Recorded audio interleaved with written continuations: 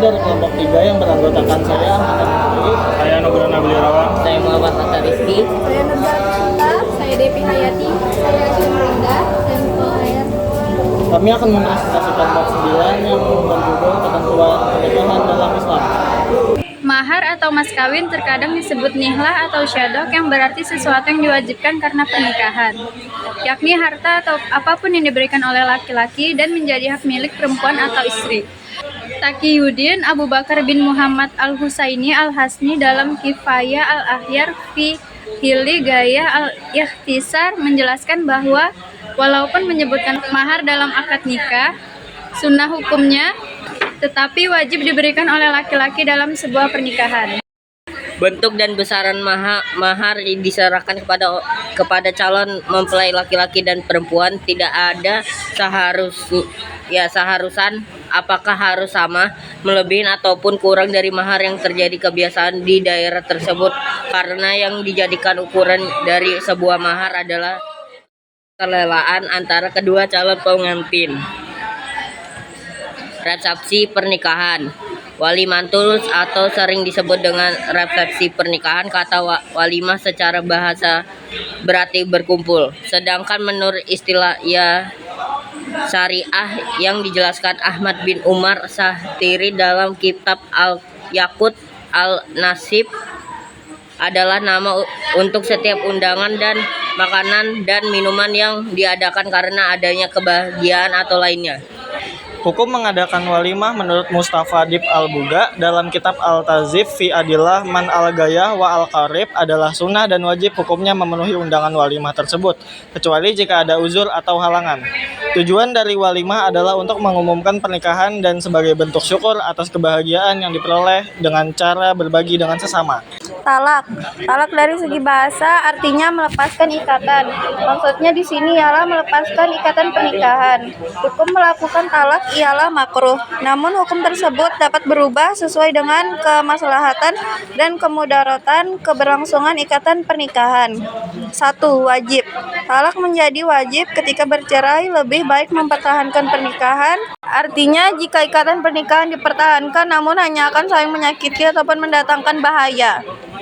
Sunnah, apabila sang suami sudah tidak sanggup memberikan kewajiban nafkah, sang istri tidak menjaga kehormatan dirinya atau karena istri mengabaikan kewajibannya kepada Allah Subhanahu wa taala.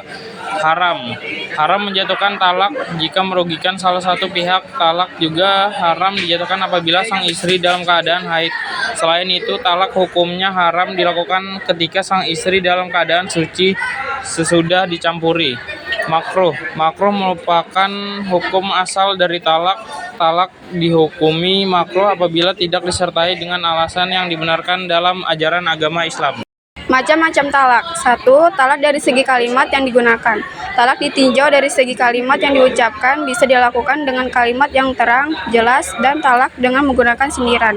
Talak dengan kalimat yang terang dianggap sah tanpa harus disertai dengan niat untuk memastikan apa yang sebenarnya, karena telah jelas tujuan dan maknanya. Sedangkan talak yang dengan kalimat sindiran adalah kalimat yang diucapkan mengandung makna talak dan makna lain. Talak yang menggunakan kalimat sindiran dinyatakan tidak sah kecuali apabila disertai dengan niat.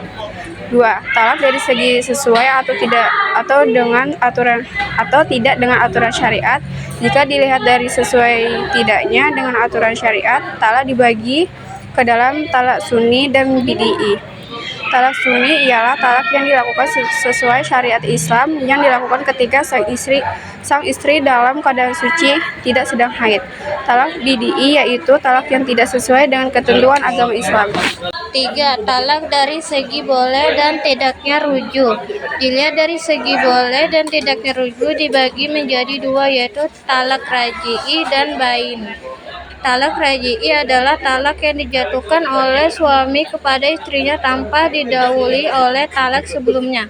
Talak pertama atau diucapkan satu kali talak sebelumnya, talak kedua. Sedangkan talak bain dibagi menjadi dua, yaitu pertama bain suhroh. Talak bain suhroh ialah talak yang dijatuhkan oleh suami atas permintaan sang istri. Dalam talak ini berlaku ketentuan seorang suami yang tidak boleh meminta rujuk walaupun masih dalam masa iddah, dan diperbolehkan rujuk ketika sudah selesai masa iddahnya dengan akad yang baru.